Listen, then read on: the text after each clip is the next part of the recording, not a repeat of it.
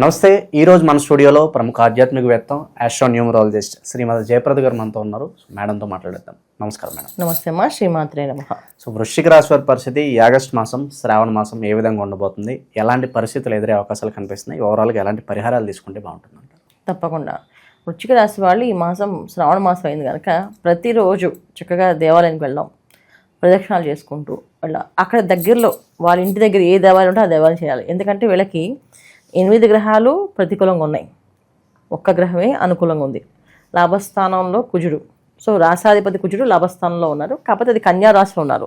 So బుధ శుక్రులు ఇద్దరికి అంత సఖ్యత ఉండదు, కొంచెం విరోధం. దానివల్ల ఏంటంటే ఫలితం బాగున్నప్పటికీ కానీ కష్టపడాల్సి వస్తుంది. సో అందుకని ఏంటంటే ప్రతిరోజు భగవంతుడి నామస్మరణతో లేవడము, భగవంతుని ఎక్కువగా మనసులో ధ్యానం చేసుకోవడము, దేవాలయానికి వెళ్ళడము, ఈ మూడిటికి వ్యతిరేకం వీళ్ళు. ఎందుకంటే సర్వీస్ చేసే మోడ్లో ఎక్కువగా ఉంటారు వీళ్ళు. కానీ ఒకరిని ప్యాంపర్ చేయడం కానీ, లేకపోతే ఏదో దేవుడి దగ్గరికి వెళ్ళి మా జీవితం మార్చే దేవుడు అని అడగడం కానీ అలాంటి విషయాలు వీళ్ళు చాలా విరోధం. ఎందుకంటే మనిషిగా పుట్టాక మనం చేయాల్సిన ధర్మాలు ఏవవుతున్నాయో అవి చేద్దాం అనుకుంటారు వీళ్ళు. అంటే మానవ జన్మ ఎత్తాక కొన్ని ధర్మాలు ఉంటాయి కదా, తల్లిదండ్రులు బాగా చూసుకోవడం, భార్యని బాగా ప్రేమించడము, పిల్లల్ని అన్ని విధాల వాళ్ళకి కంఫర్ట్స్లో పెంచాలి అని అనుకోవడం. ఈ వృశ్చిక రాశి వాళ్ళకి ఈ 4 లక్షణాలు ఎక్కువగా ఉంటాయి. ఏంటంటే కట్టుకున్న భార్యని బ్రహ్మాండంగా ప్రేమగా చూసుకోవాలనుకుంటారు, తల్లిదండ్రులు ఎప్పుడూ ప్రేమగా చూసుకోవాలనుకుంటారు, తల్లిదండ్రుల దగ్గర ఎప్పుడు కూడా అబద్ధం చెప్పడం కానీ వాళ్ళకి విరుద్ధంగా మాట్లాడడం కానీ చేయరు. వాళ్ళంటే చాలా ఇష్టంగా ప్రేమగా ఉంటారు. పిల్లల్ని చాలా కంఫర్టబుల్గా పెంచాలనుకుంటారు. వీళ్ళు ఎంత కష్టపడినా సరే, వీళ్ళు నిప్పుల మీద కాలిపోతున్నా సరే వాళ్ళు మాత్రం చక్కగా శుతిమెత్తని పరుపుల మీద పడుకోబెట్టాలని అనుకుంటారు. పిల్లల మీద అంత ప్రేమ, భార్య అంటే అంత ప్రేమ, తల్లిదండ్రులు అంటే అంత గౌరవం, సమాజం పట్ల గౌరవం ఉంటుంది. సమాజంలో ప్రతి ఒక్కరు కష్టంలో ఉన్నామంటే సేవ చేయడానికి ముందు వెళ్ళి సేవ చేస్తారు. అయ్యో నేను ఉన్నా కదా నేను చేసి పెడతాను అని చెప్పేసి. ఈ లక్షణాలు ఎక్కువ వృశ్చిక రాశి వాళ్ళకి. వీళ్ళకి ఇప్పుడు పూజలు పునస్కారాలు చేయమంటే ఖచ్చితంగా దానికి విరుద్ధంగా ఉంటుంది. వీళ్ళకి నేను సేవ చేస్తాను కదా అనుకుంటారు. సేవ కంటే ముఖ్యమైనది ఏంటంటే ఈ మాసంలో వీళ్ళు దైవ సేవ, అంటే దేవుడి దగ్గర సేవ చేయడం, గుళ్ళో ప్రసాదాలు పంచడం కానీ, గుడిని శుభ్రం చేయడం కానీ, గోశాల ఉంటే గోశాలలో శుభ్రం చేయడం కానీ, గోవును శుభ్రంగా గోవుకు శుభ్రంగా స్నానం చేసి గోవు చక్కగా బొట్లు పెట్టి అలంకారం చేయడం కానీ, ఇలాంటి సేవ ఈ మాసంలో వీళ్ళు చేయాల్సిందే. చేయకపోతే ఏమవుతుంది అని అనుకుంటే ప్రశ్న వేస్తే దానికి నేను సమాధానం చెప్పను. ఎందుకంటే చేయకపోతే ఏమవుతుంది అంటే ఇక్కడ లాభస్థానంలో కుజుడు శనేశ్వరుని చూస్తున్నాడు, రాహుని చూస్తారు. అలాగే రాహు కేతువులు ఇద్దరు పరస్పర వీక్షణ ఉంది. సో కుజుడికి 4వ దృష్టి 8వ దృష్టి ఉంటుంది ఖచ్చితంగా. సో 4వ దృష్టిలో అనుకూలంగా లేదు, 8వ దృష్టి కూడా అనుకూలంగా లేదు ఆయనకి. సో ఎప్పుడైనా సరే ఈ దృష్టిలో అనుకూలంగా లేవంటే 4వ స్థానం అంటే ఏంటి, మనకి కుటుంబ స్థానం. కుటుంబంలో ఏం జరుగుతాయి అంటే చెప్పలేం. ఏ క్షణాలైనా అప్పుడు దాకా బాగున్న వాళ్ళకి ఏదో అనారోగ్య సమస్య రావచ్చు, దానికోసం వీళ్ళు పరిగెట్టచ్చు, వెంపర్లు పడవచ్చు, దానివల్ల కష్టపడవచ్చు, డబ్బు సమయానికి రాకపోవచ్చు. అష్టమ స్థానంలో కుజుడు అష్టమ స్థానాన్ని కూడా చూస్తుంటారు కదా, అక్కడ డబ్బులు చాలా కష్టపడితే కానీ రాకపోవచ్చు. ఉన్న క్రెడిట్ కార్డు కూడా ఏదో డిక్లైన్ అయిపోయి చూపించవచ్చు. ఇలా ప్రతిదీ ఇలా ఇది అని చెప్పలేం. ఇలాంటి కష్టాలు అనేది కనిపిస్తాయి ఈ మాసంలో. అందుకని వీళ్ళు పొద్దున్నే లేచి కాస్త గణపతి ధ్యానం చేసుకొని దేవాలయానికి వెళ్ళి ప్రదక్షిణాలు చేసేసుకొని, ఏ దేవాలయం అయితే ఆ దేవాలయం పక్కన ఆంజనేయం గుడి ఉందండి అంటే ఆ శుభ్రంగా వెళ్ళండి, శివాలయం ఉందండి అంటే శుభ్రంగా వెళ్ళండి, ఏదో చిన్న అమ్మవారి గుడి ఉందండి అంటే సరే అమ్మవారి గుడికి వెళ్ళండి, అమ్మ చల్లగా చూడండి ఈ రోజంతా అని చెప్పి దండం పెట్టుకోండి. ఈ రోజంతా చల్లగా చూడమని చెప్పడమే, ఈ మొత్తం ఈ నెలంతా కాదు, ప్రతిరోజు అది చెప్పుకుంటూ వెళ్ళవే ఈ మాసం. అలా వెళితే వీళ్ళకి అన్ని విధాల అనుకూలత కనిపిస్తుంది. ఒకవేళ లేకపోతే చాలా ఇబ్బంది పడే అవకాశం కనిపిస్తుంది. అది ఏ విధంగా వస్తుందని చెప్పలేం, చాలా రకమైన ఇబ్బందులు వస్తాయి. ముఖ్యంగా ఉద్యోగస్తులకి ఉద్యోగం చేసే ప్లేస్ నుంచి మారే అవకాశం కానీ, లేదా ఉద్యోగం మానేయాల్సిన అవసరం కానీ ఏంటి అంటే ఆ విధమైన సందర్భం కానీ కనబడే అవకాశం ఎక్కువగా ఉంది కనుక జాగ్రత్త పడాలి. ఇంకా వ్యాపారస్తుల విషయంలోకి వస్తే వ్యాపారం జరుగుతుంది కానీ డబ్బులు అనుకూలంగా రావు, దానికి అంటే సమృద్ధిగా లాభాలు కనిపించవు. లాభాలు కాదు, సమృద్ధిగా కనిపించదు. లాభం మాట దేవుడు అడుగు, ముందు ఆ మెయింటెనెన్స్ కావాలి కదా, ఆ మెయింటెనెన్స్ వరకు కనిపించవు, అంత కష్టపడాలి. సో ఈ దైవనామస్మరణ ఈ మాసం వీళ్ళకి చాలా చాలా అవసరం ముఖ్యంగా. ఎందుకంటే భాగ్యస్థానంలో అష్టమ స్థానంలో గురు శుక్రులు, సో శుభగ్రహాలు అష్టమ స్థానంలో పడడం వల్ల కొన్ని విషయాల్లో బాగా కష్టపడితే కానీ రాదు. బాగా కష్టపడాలి అంటే ఒక్కొక్కసారి ఎవరిని మనుషులుగా నమ్మాలనిపించదు.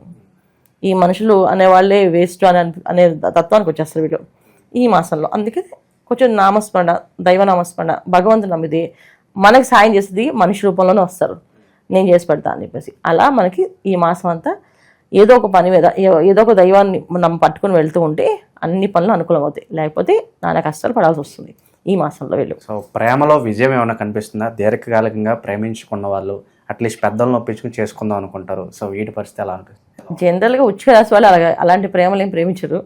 అంటే వాళ్ళు ప్రేమలో పడ్డం కానీ ప్రేమించుకోవడం కానీ తల్లిదండ్రులను బాగా గౌరవిస్తారు కదా. సో అమ్మ నాన్న చూసిన సంబంధమే ఎక్కువగా చూసుకుంటారు. వీళ్ళు ఒకవేళ చేసుకుందాం అనుకున్నా అమ్మ నాన్న ఒప్పుకుంటే చేసుకుందాం అనుకుంటారు. ఫస్ట్ ప్రయారిటీ వీళ్ళకి అమ్మ నాన్న. తాళి కట్టిన తర్వాత ఆమెది మొదటి స్థానం అవుతుంది వీళ్ళకి. తాళి కట్టినంత కాలం అమ్మాయిని ప్రేమిస్తున్నారు అంటే అది వాళ్ళ అమ్మ నాన్న ఒప్పుకోకపోతే వాళ్ళ అమ్మ నాన్న కష్టపడుతున్నారంటే వదిలేస్తారు. అదే ప్రేమిస్తున్నాం ప్రాణంగా ప్రేమించిన తాళి కట్టారు అంటే అమ్మాయి ఇష్టం ఉన్నా లేకపోయినా వీళ్ళు చాలా ప్రేమగా చూసుకుంటారు. అమ్మాయి ప్రేమించాలని రూల్ లేదు, కానీ వీళ్ళు చాలా ప్రేమగా చూసుకుంటారు. అది వీళ్ళ తత్వం.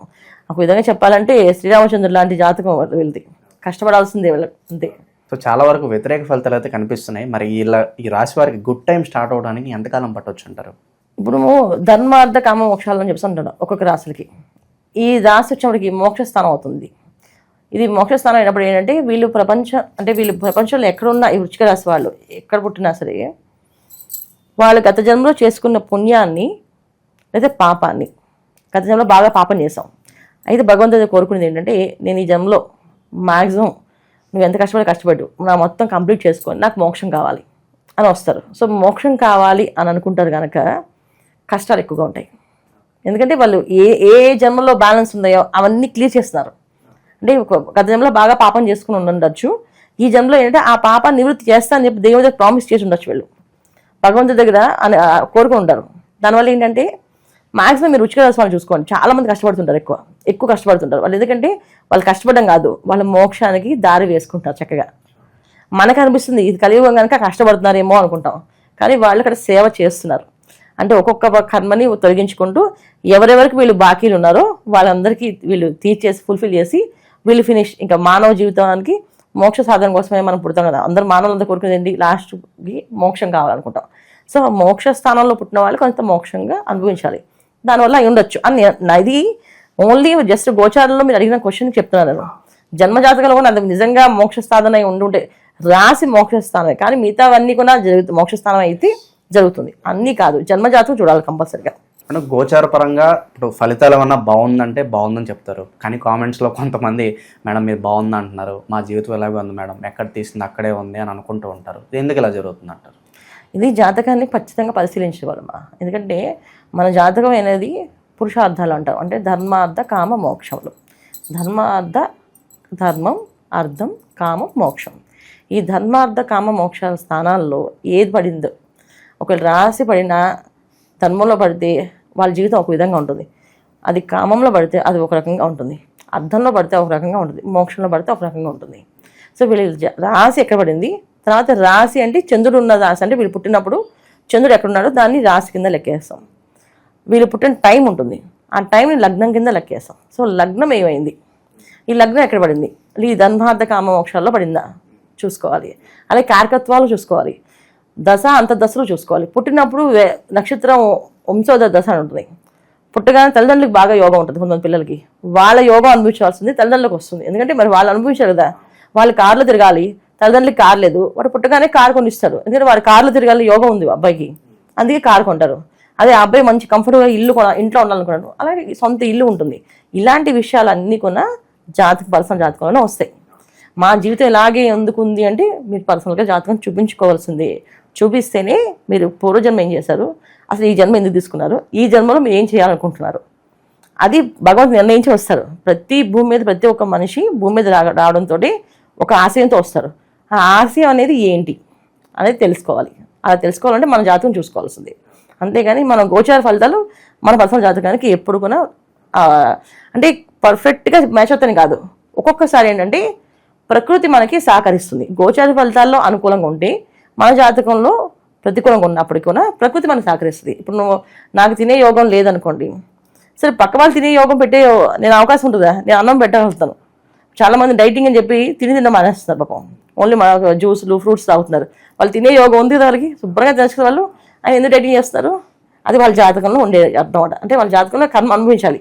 ఇన్ని రోజులే బియ్యం గింజలు తినాలని రాస్తుంది, అన్ని రోజులు బియ్యం తినేస్తే ఆపేస్తారు, మిగతా ఆహారాలు తింటుంటారు. ఇలా ప్రతిదీ కూడా మన జీవితాన్ని జాతకాన్ని ముడివేసుకుని చూసుకుంటుంటే రైట్ అండ్ రాంగ్ తెలుస్తుంటుంది ఎప్పుడు కూడా. శత్రువులు బాగా ఉండి వాళ్ళ శత్రు భయంతో ఇబ్బంది పడుతున్న వాళ్ళకి, అలాగే ఇంకా విశేషంగా ఈ శ్రావణ మాసంలో ఎలాంటి పరిహారాలు, ఇంట్లో ఎక్కువగా శుభాలు జరగడానికి ఎక్కువగా ఏం చేసుకుంటే బాగుంటుంది అంటారు? శత్రు జయం అంటే, ఎప్పుడు శత్రువు జయించాలంటే ఫస్ట్ మనలో ఉన్న కామ క్రోధ ఇవి తగ్గించాలి, అవి జయించాలి. అంటే ఏంటి, మనలో ఉన్న కోపాన్ని ఫస్ట్ తగ్గించాలి అండి. క్రోధము అనేది కోపం, కామం అంటే వేరే ఏదో ఉన్నది కాదు. ఒక సెల్ ఫోన్ చూస్తూ ఉండిపోతున్నాం, వాళ్ళ రీల్స్ మీద ఎక్కువ ఎడిట్ అయిపోతున్నారు చాలామంది. రీల్ బాగుంది చూసుకుంటూ అది కొన్న ఒక విధంగా కామమే. కామం అంటే వేరే ఉద్దేశం కాదు ఈ విషయంలో కదా. సో కొంతమంది అతిగా ఎక్కువ భార్యని ఎక్కువ ప్రేమించడం, భర్తని ఎక్కువ ప్రేమించడం, దీన్ని కామం కింద రాదు, అది చాలా బాధ్యత కింద వస్తుంది. సో ఫోన్స్కి ఎడిట్ అవ్వకుండా అండి, తర్వాత ఏ వ్యసనానికి ఎడిట్ అవ్వకుండా, మన దూర ఆలోచనలు కానీ దురాలోచనలు అంటే చెడు ఆలోచనలు, దురలవాట్లు అంటే మందు సిగరెట్ లాంటివి ఏం చేసినా అలాంటి వాటి దూరంగా ఉంటాం. తర్వాత అతిగా తినడం కూడా దురలవాటి. అతిగా తినడం, ఏదో తింటూ ఉండడం, కంటిన్యూ నోరు అలా అనిస్తుంటుందా, అది కూడా దురలవాటే. అలాంటి విషయానికి దూరం పడాలి అంటే ప్రతి మంగళవారం వీళ్ళు మంగళవారం పూట పొద్దున్నే కుజహోర అని ఉంటుంది. ఆ కుజహోరలో గంట సేపు మౌనంగా ఉండి కుజుడికి సంబంధించిన శ్లోకాన్ని చదువుకోవడం, వస్తే రాకపోతే సర్వణ భవ అని చదువుకోవడం. ఇది 1 అవర్ సైలెంట్గా, అంటే నోట్లోంచి బయటికి రాకూడదు, మంత్రం లోపలే చదవాలి. సైలెంట్గా మౌనంగా ఉండి చేసి శత్రువుని జయిస్తాంట వీళ్ళు. సో ఓవరాల్గా ఈ రాశి వారి పరిస్థితి, ఓవరాల్గా ఈ శ్రావణ మాసంలో ఏ విధంగా ఉండబోతుంది అద్భుతంగా వివరించారు. ధన్యవాదాలు మేడం. నమస్తే అమ్మా. శ్రీమాత్రే నమః.